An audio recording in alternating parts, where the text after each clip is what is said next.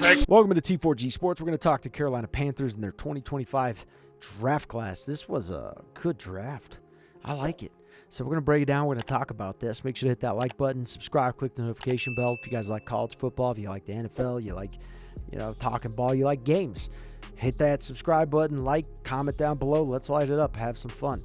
So with the first pick, and it was the first round, 8th pick overall, the Carolina Panthers go with McMillan, a player who's huge, by the way. He's 6'4", 219 pounds, and I've seen him single-handedly destroy teams. Single-handedly. Like, literally, he'll get a screen and then just destroy a team. It's amazing. And so he's a beast. He's 6'4", which is great for your smaller quarterback. And what I love about how teams build is you can always see a tendency with the good teams. You watch the Buffalo Bills. They went from terrible to great, right? And it's because of not only who they drafted, but how they drafted. And that's what I love to see. It's the strategy behind how you're building a good team. I think strategy is everything. I really do. So that's what I love. And I love when you protect your previous investment, and that's what they're doing here. They may have looked at it and said, we missed on C.J. Stroud.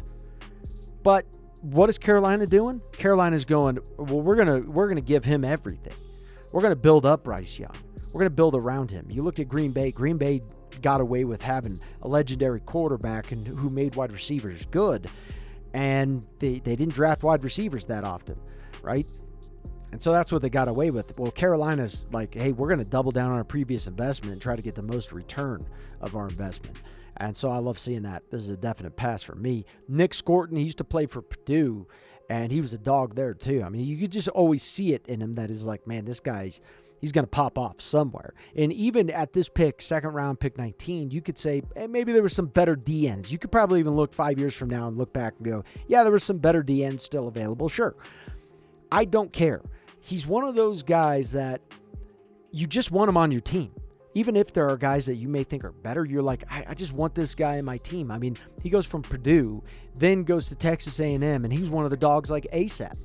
He's one of the dogs. And he's just a guy that really can put a team on his back. Like, that's his mentality. He just doesn't seem to really let himself get too down, even if they're losing. He believes he can will the team back. And I love players like that. So to me, that's a good thing. Now, Princely here, I think this is more of like they see what the potential is, and they want to. They think they can build up that potential from him. So I like him. There's things to like about him, no doubt. But this is kind of up to the Carolina Panthers and up to him as well, and just how high he can go. So Trevor Etienne, he went to Florida. He played.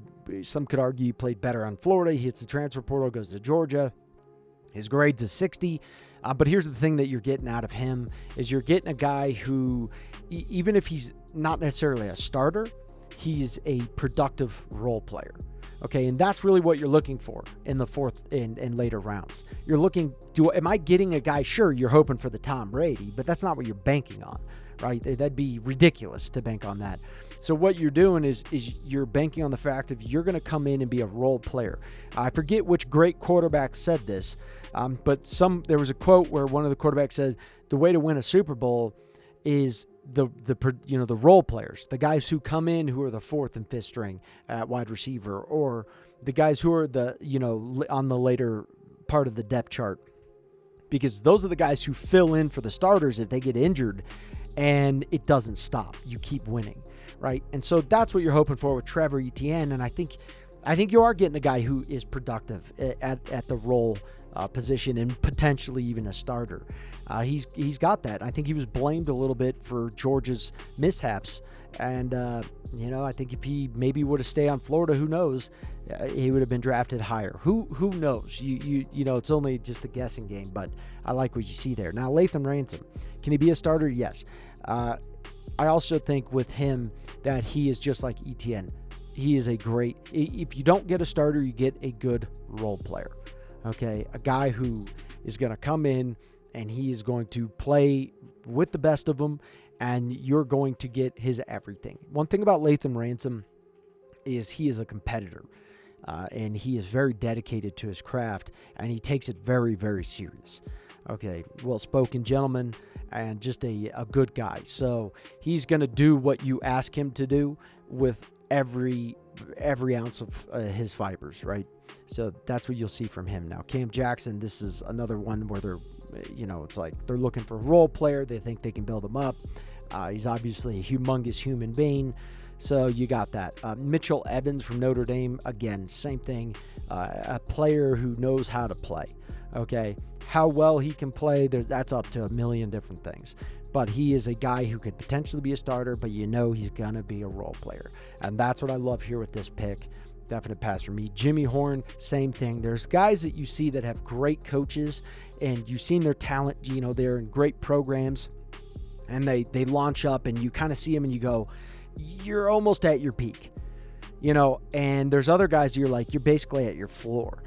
Now, it's really dependent on the situation on what is more valuable in your certain case. Like some people always love to default and say, I want the floor guy, right? Well, that's great, but that is more of like a wish list. And not always do you get what you wish for, right? And so that one's more of a just up in the air. The other one is like, we know what this guy is. This is what he is, and sometimes that's better for you. Well, Jimmy Horn is kind of like in between that. He's that guy where you're like, he's a threat. He's just a threat. Now, how much of a threat, that's obviously going to be dependent on several factors. But he's a guy that, you would want him to be on your team. Like you see enough out of him, enough of a spark to where you're like, 6th round, pick 32. Yeah, I'd go with that.